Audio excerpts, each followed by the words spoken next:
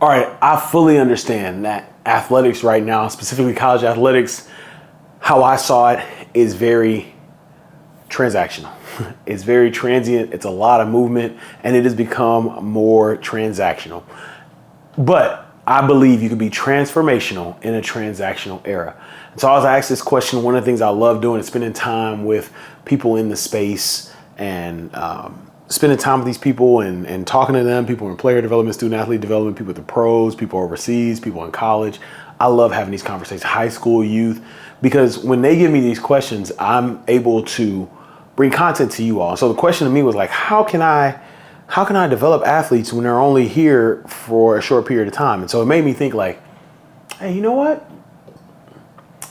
It's a transactional era, but you can still be transformational. And here are the 3 ways you can be transformational. Number 1, you got to answer 3 questions. All right. So you want to focus on the following 3 for programs and initiatives. So these are questions where you could build program and initiatives, conversations, whatever you need. Number 1, you need to help them understand who they are as a person. You don't know how long you're going to get them, but the first thing you need to help them understand is who they are as a person. I work specifically in football at the University of Houston, University of Kansas, and Baylor University. And a lot of these players who play they've been playing football their whole lives. They want to go to the NFL, and all they heard is football, football, football, football, football. And they are incredible individuals, but they don't even see that sometimes. So the first thing you want to help them understand is who they are as a person. Who are you as a person? Let's sit down. Let's talk about you as a person. This is who you are. This is how you've grown. This is what you know. I want to help you, right? So help them identify who they are as a person. You can do that through programming. There's multitude of assessments. You can bring in speakers to talk to them about this.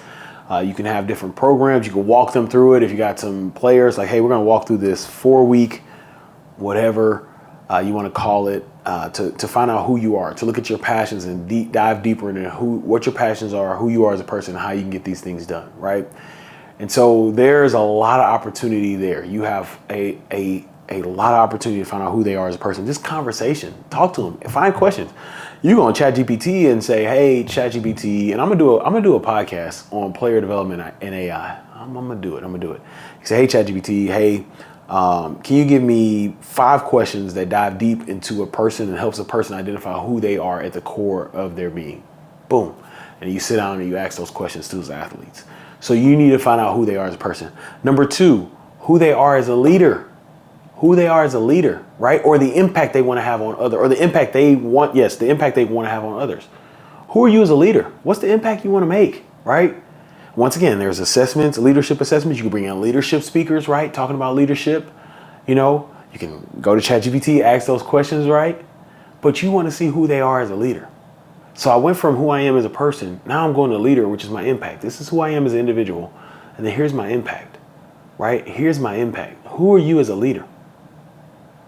Who are you as a leader, right? This is how you're going to lead.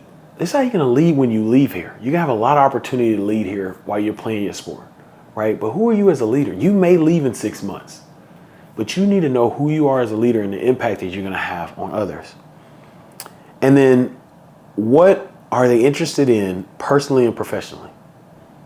What are they interested in personally and professionally, right? Where's the interest? What sparks? What would you want to, like, what do you want to do personally? What do you want to do professionally, career-wise? Personally, what are some things you want to achieve, right?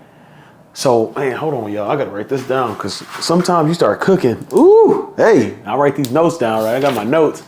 We're cooking. So we're finding out who they are as an individual, right? Question number 1.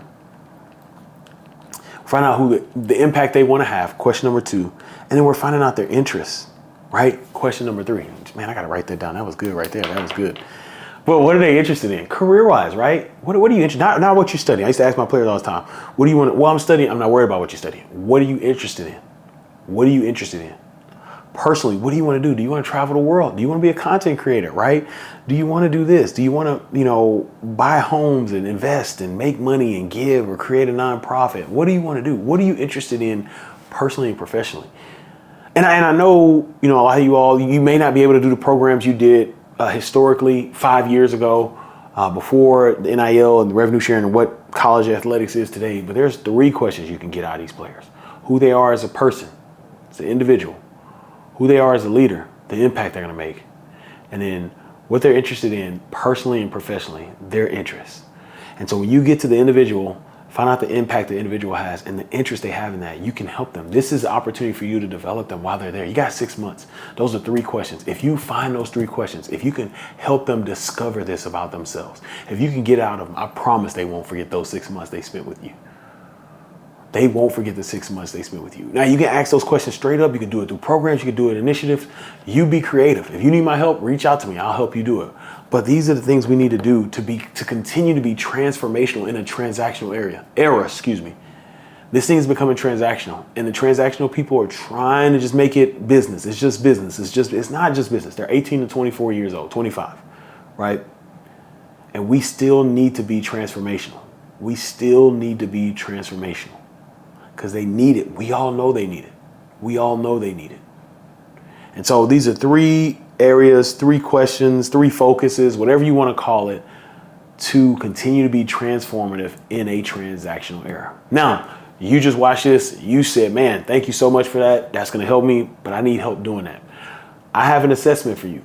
I have the Player Development Accelerator, which is a 4-week accelerator with me, where you sit down with me in a cohort and I help you develop a player development plan, help you communicate that plan, help you prepare to implement that plan, and then help you in your next steps. So that's a 4-week accelerator for you, 4-week cohort. I want you to click the free assessment in the show notes that says Player Development Accelerator Readiness. And then let me know if you're ready, and I'll reach back out. Let me know if you're ready, and I will reach back out to you, and I want you to be a part of the Player Development Accelerator.